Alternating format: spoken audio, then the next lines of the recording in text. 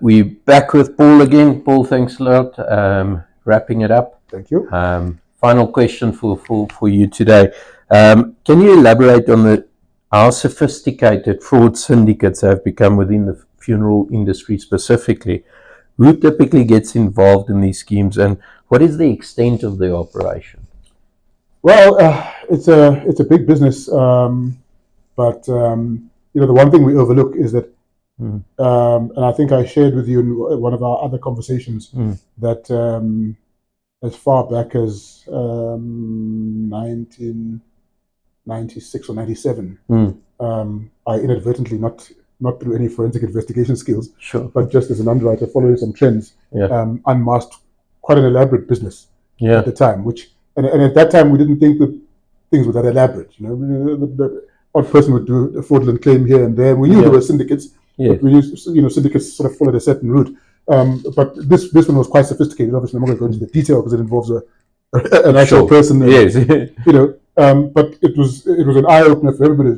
Goodness me, there's somebody who is actually in our industry and understands how this process works. And they were ahead of time. What we see today is just a larger scale of what you explained to me that individual did. So, start with at the very basic. A funeral policy has a 6-month waiting period. Now, most people don't understand that in the first instance, but it's actually the underwriting tool. Okay, yeah. So, on a life policy, I can underwrite you. I ask you all your medical questions. I gather medical evidence. And then I can assess the risk, and it's risk selection. Underwriting is risk selection. Correct. Right? Yeah. So on a funeral policy, we say there's no underwriting. Yeah. It's not the 6-month waiting period is the underwriting actually. That's technically it's the underwriting tool. Yeah. Right? Because and it's really based on major medical conditions. Won't manifest within 6 months and progress to death within a 6-month period. Okay. So if those major medical conditions progress to death within a 6-month period, they're probably pre-existing. Yeah, sure. Right?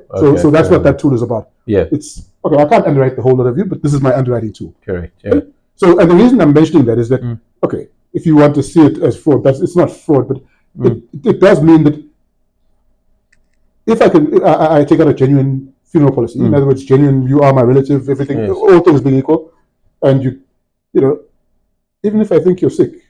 Well, if I take out the policy on you, I'm rolling the dice. Yeah, I'm going to pay that premium for 6 months if you die a day before 6 months, well, I lost out. Yeah. If you make it one day after 6 months, I win. Sure. So that's at the very basic level. That's not fraud. It just is what it is. It's the structure of the product. Yeah. But then you go one step higher and say, okay, so. And that's why we're building up to sophistication, and then it was a matter of I think I know somebody who's sick, so let me insure them. And that's now we're getting fraudulent, but it's small scale fraud, and I can make it.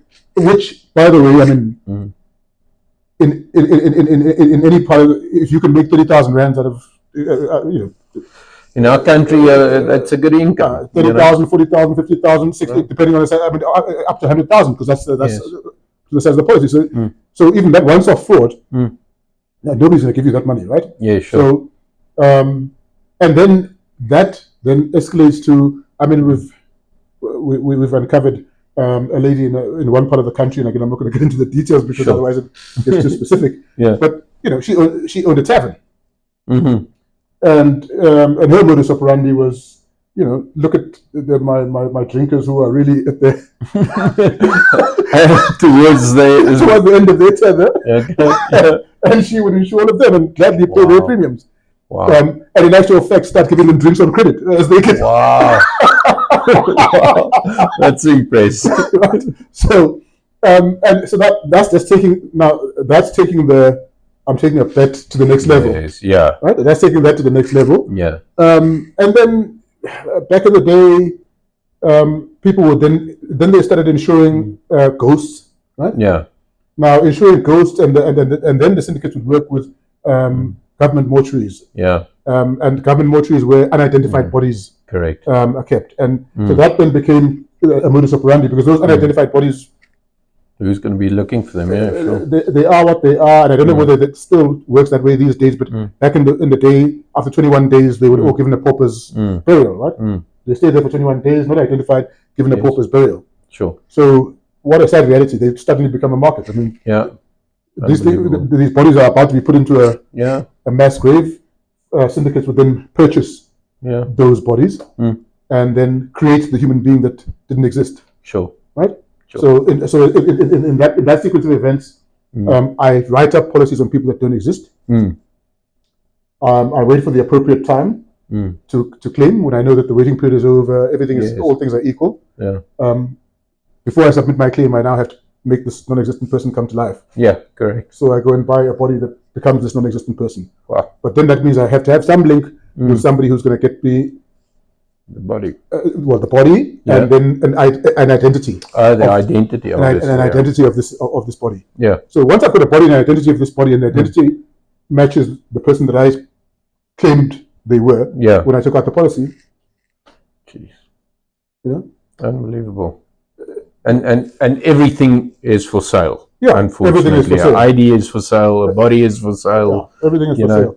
And I mean, that all makes sense. You know, I once told one of my colleagues who was very distraught on a sizable life policy where somebody internally had committed fraud, and they'd recreated an old claim and recreated this old claim to be, so they just duplicated it. Yeah, and they happened to get this colleague of mine to sign off on the thing, and he was distraught when he got hold of me because he said, I think this person waited for you to leave. Wow. And then said, this thing is urgent. And I said to him, listen, everything there looks genuine. The fraudster's job. Yeah. No self-respecting fraudster is going to put something in front of you that doesn't look genuine. Exactly. So that's their job. Yes, correct. They did their job well. So you can't beat yourself up about it. That's what it was supposed to look like. Yes. Anyway, so now we've talked. Right. So the next level of sophistication, but you've moved up. These are big businesses now. Yeah. It's been scaled. Yes. It's been scaled up where you have operations that are running, and because more sophisticated people are involved. I mentioned the person way back in '97, and that person was because they worked in the industry. Yes. So they actually understood. They had industry insight. Yeah. So the fraud syndicates now look at and they test insurance companies' fraud detection capabilities. Right? Yes. So if I'm a fraudster or a syndicate starting out, so let me submit a claim to insurer A, B, C, D, Y, testing her. E, and see what comes back. Oh my goodness! If one of them doesn't question this thing that I put forward, that's my guy. Yes. Right. Then I can start opening up the channel. But they also understand, and that's where you see that the syndicates have people who know the industry involved. Yeah. Intermediaries get involved, former tied agents and so forth. Yeah. Because, so if you take, for argument's sake, with group insurance, like if you insure the parliament, so you have fluctuations in claims ratios throughout in the different seasons. Okay. Right? Yeah. Okay. Winter months, the claims spike. Sure. Right? Simply because of the LSM, winter is harsh. So there's slightly more deaths. Yeah. Now, the syndicates now understand that I put in my claim steadily. Winter months start, I can actually throw in a few more. Yeah. Because initially you're not going to see that there's a spike. I mean, it's part of winter. Yes. You're not going to think it's fraud. It's part of the winter spike. And the other reality is, from an operational perspective, they also understand your claims. Your consultant is dealing with a volume of claims, so they're constantly betting against you, and using the trends that so that their trends smooth out in the same in the same way. Wow. And then, I mean, the easiest thing back in the day was early claims. I mean, that was the first flag. Okay? Yeah. Early claims, obviously, we're going to look into it. Sure. Claims concentrated in one area, obviously, we're going to look into it. Yes. When the unsophisticated fraudsters were doing that, the unsophisticated guy would get So now he's done this thing 2 or 3 times and he's got paid out. Yeah. Now he's excited, but he keeps submitting claims from the same place. They evolve. Yeah, they've evolved. Now the guys now know, just as we as insurers need to have a spread of risk, so they also have a spread of risk, and therefore submit their claims in line with the profiles that we expect. Wow. Far more sophisticated, and what I take away from that is again the importance of data. Data is critical, and it's just like you say. The sad reality is just it dawned on me when you were speaking. Syndicates and crime these days is also a business, and it's all about economy of scale. Absolutely. And that's the sad reality, and we just have to be cleverer and stay ahead of ourselves because they're full-time at work at what they're doing. Absolutely. And sometimes it feels like they're moving a bit faster than we do. Well, so, I mean, let's think about it. Yeah. Surely the average syndicate guy works longer hours than the average office worker.